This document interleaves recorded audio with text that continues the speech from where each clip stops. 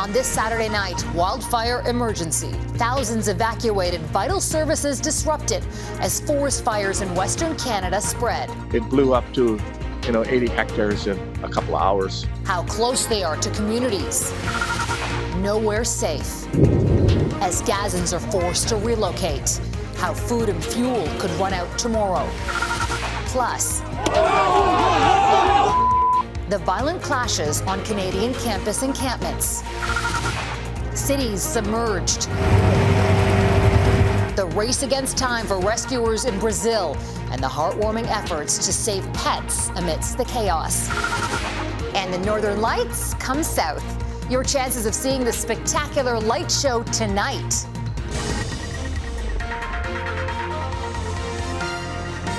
Global National with Farah Nasser.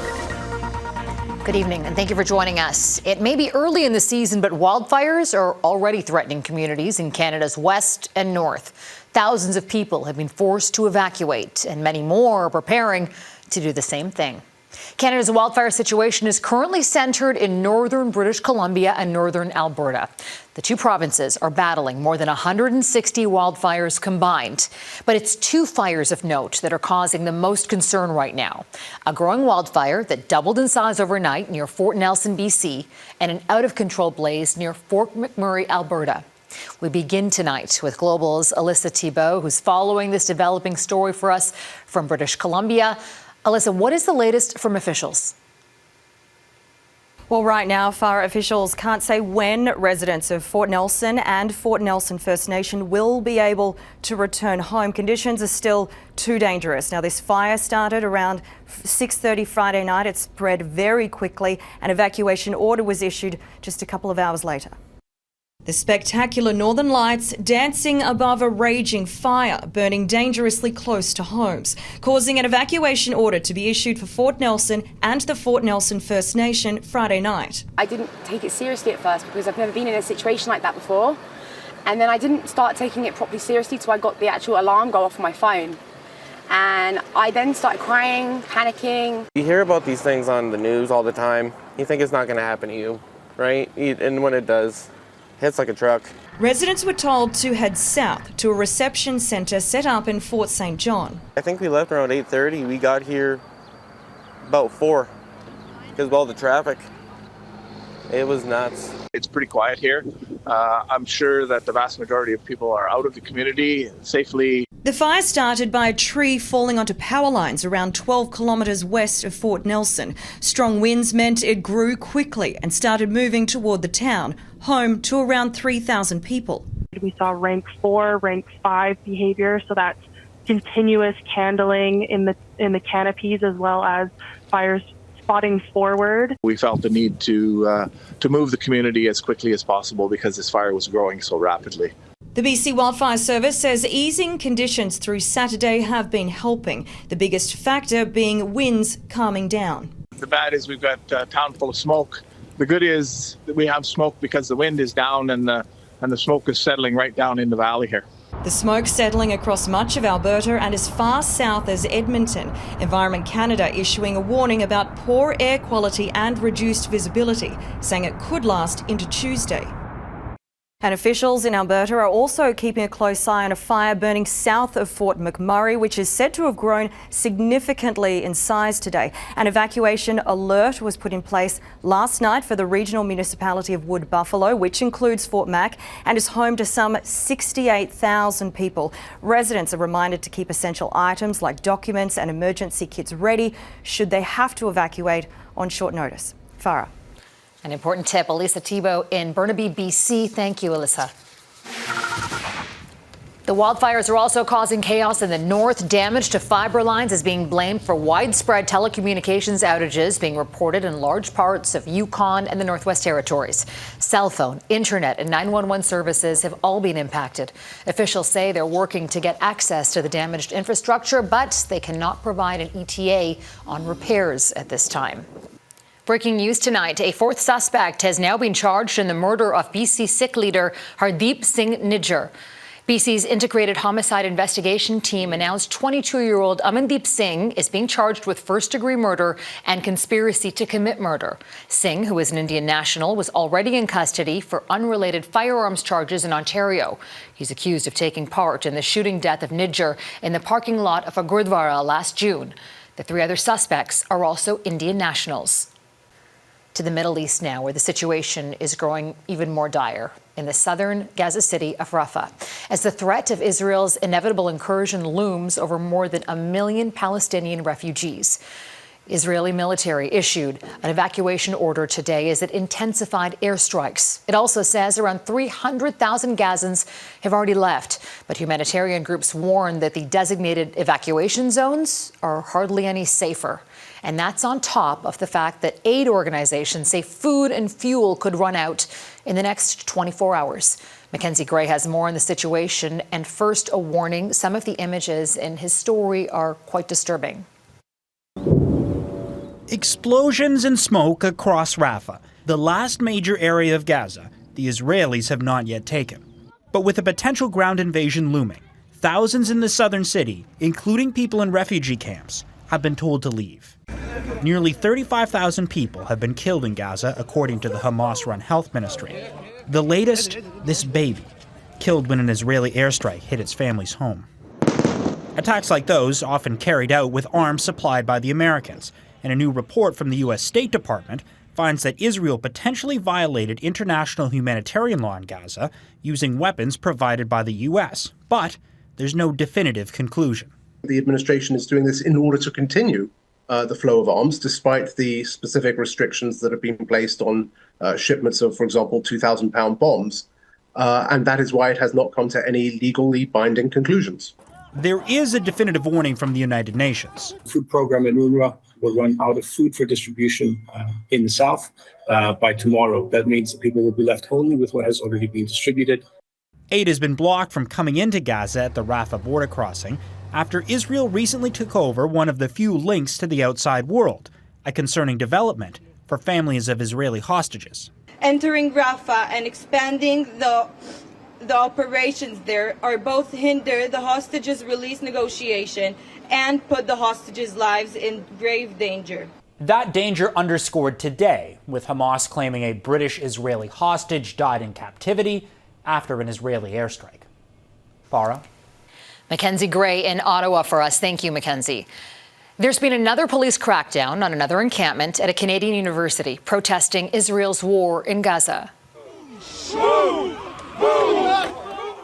Social media video shows Edmonton police early today violently clashing with protesters as they cleared an encampment at the University of Alberta, which began on Thursday.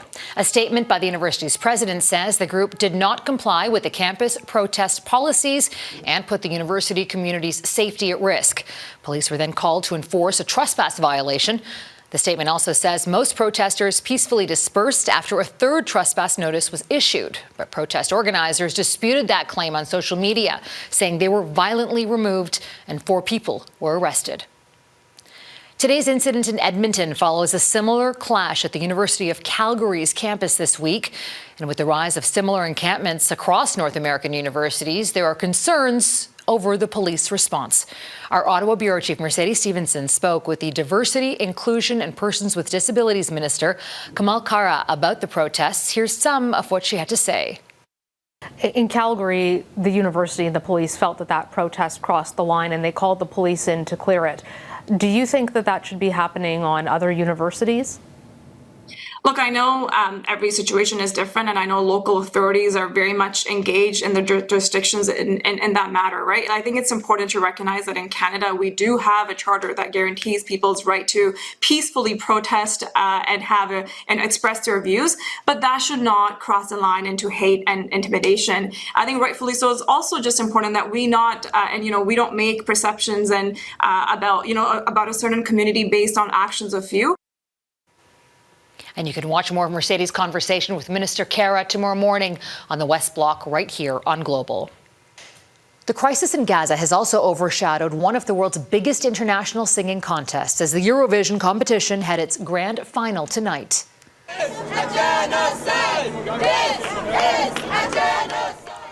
Activist Greta Thunberg was arrested after joining thousands of pro-Palestinian demonstrators gathered in this year's Swedish host city ahead of the event, calling for a ceasefire in Gaza and for organizers to remove Israel's contestant.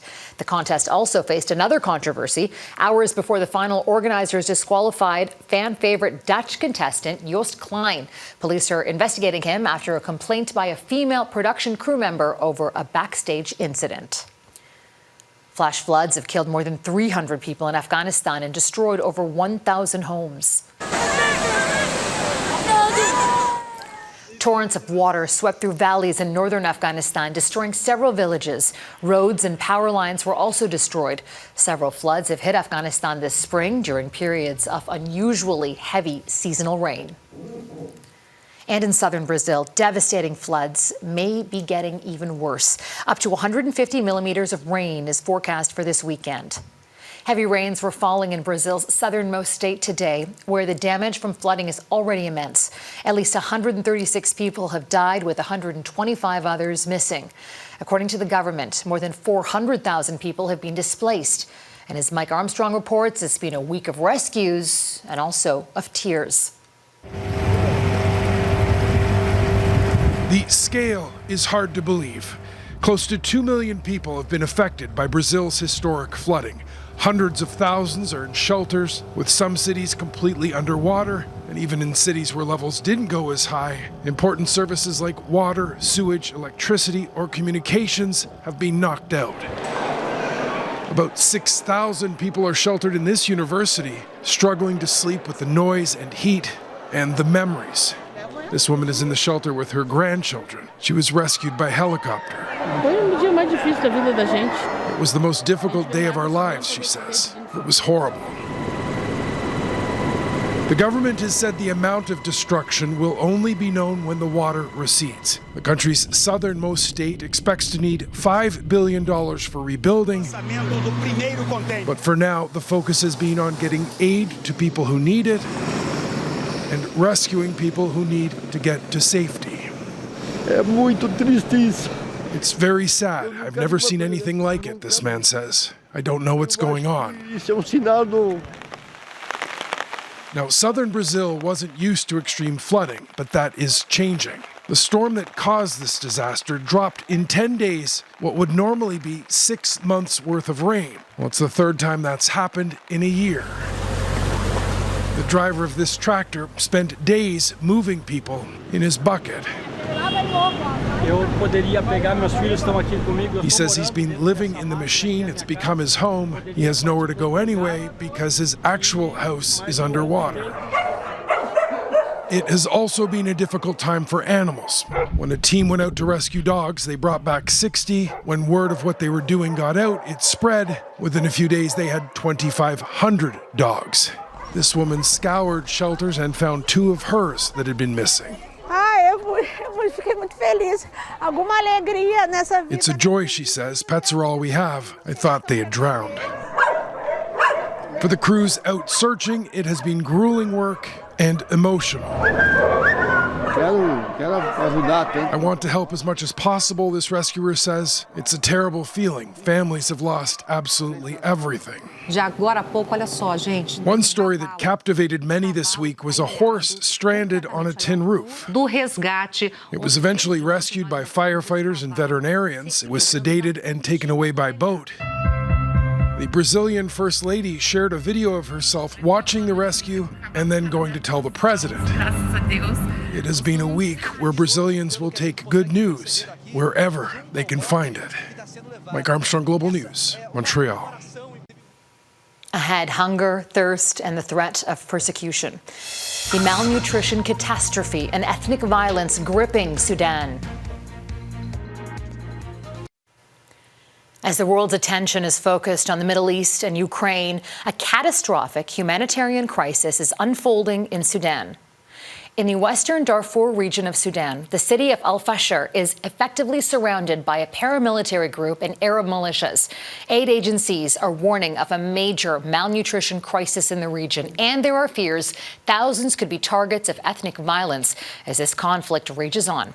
Redmond Shannon spoke to one man inside the besieged city. Zamzam refugee camp near the city of El Fasher was set up 20 years ago for people fleeing ethnic violence in Sudan's Darfur region.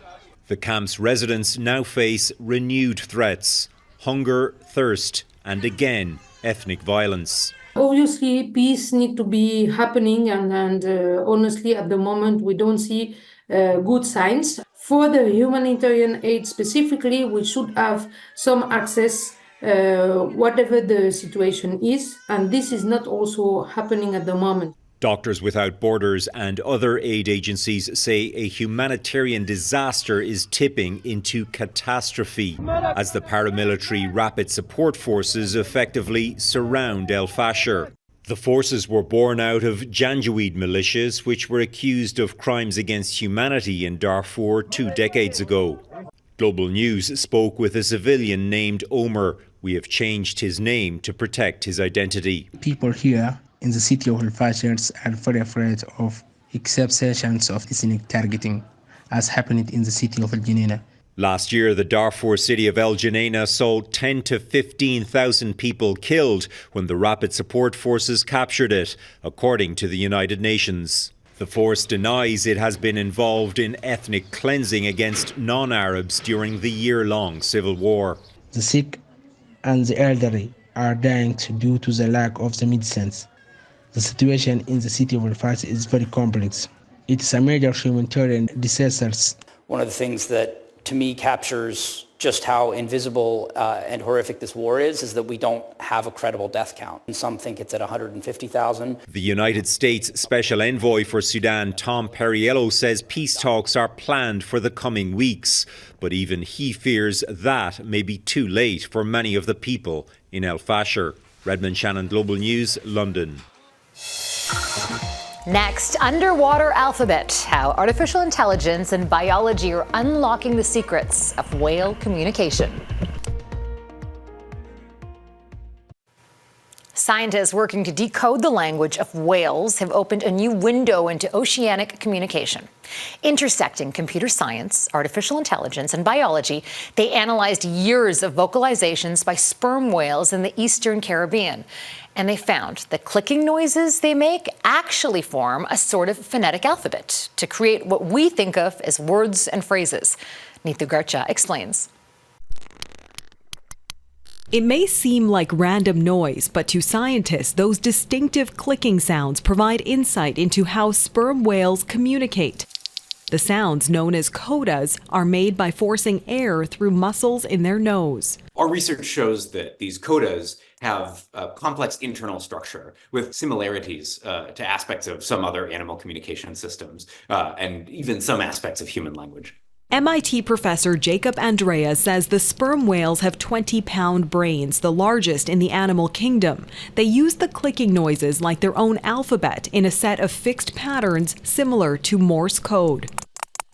A big part of the larger Project SETI effort here is to actually get that behavioral data paired with the communication data in order to answer these deeper questions about what it is that the whales are saying. It seems that through this phonetic alphabet we can generate a lot of things, but we have no idea what they say. Other researchers have tried to understand marine communication. In 2021, a humpback whale off Alaska responded to a recorded humpback signal in what researchers called the first communicative exchange between humans and whales in the humpback language. The conversation lasted 20 minutes. Experts say the key to understanding whale sounds could come from artificial intelligence. The AI tools can help us to decipher what they're saying to each other. MIT researchers say it'll take millions and millions of codas to have enough data to determine what the whales are saying. They agree AI will be key in helping to make sense of the sounds these sperm whales make. We hope that this discovery will help us with whale conservation, as well as with a deeper understanding of our majestic neighbors of the undersea. Neethu Garcha, Global News, Vancouver. Missed last night's mesmerizing Northern Lights spectacle? Coming up, the next celestial show on the horizon. If you were lucky, last night you saw one of the strongest and most spectacular shows ever. The Northern Lights lit up the night sky from North America all the way to Europe, thanks to an extreme solar storm. Yeah, a little green on the right. A dazzling celestial display. So pretty. Wow. A cosmic delight, leaving us Earthlings in awe. Oh my God. I don't think us humans can make something as beautiful as the Northern Light. Oh, and over here too. Wow. Earth slammed by the biggest geomagnetic storm in more than 2 decades. Oh my God, I was not expecting this. And the clear skies above meant the viewing platform was picture perfect in many areas. Yesterday was special. A light show unlike any other. The kaleidoscope of colors seen right across Canada, from BC to southern Ontario and beyond. We might get one like this only a few dozen times in a decade. So this is a pretty powerful storm. It's not very usually that these polar lights are seen at lower latitudes like Germany. And that means we had a very strong storm. The stunning phenomenon, also known as the aurora borealis, occurs when electronically charged particles spewed from the sun crash down and collide with Earth's magnetic field. So the different colours come from different constituents of the atmosphere. And so you normally get the greens and the reds from oxygen. And just occasionally you can see the pinks and the blues from the nitrogen, which requires a bit more energy to stimulate. And for those who missed out, so there are a couple more of these solar eruptions that are en route. They should arrive tonight. Yep, there's still a chance. Whenever these things are happening, they are reminders of what we should already be doing anyway, which is always looking up at the night sky, because it's always amazing up there. So true. And that's Global National for this Saturday night. I'm Farah Nasser, and tonight's your Canada's Abbotsford, British Columbia. Until next time, take care of yourselves and happy early Mother's Day. Good night.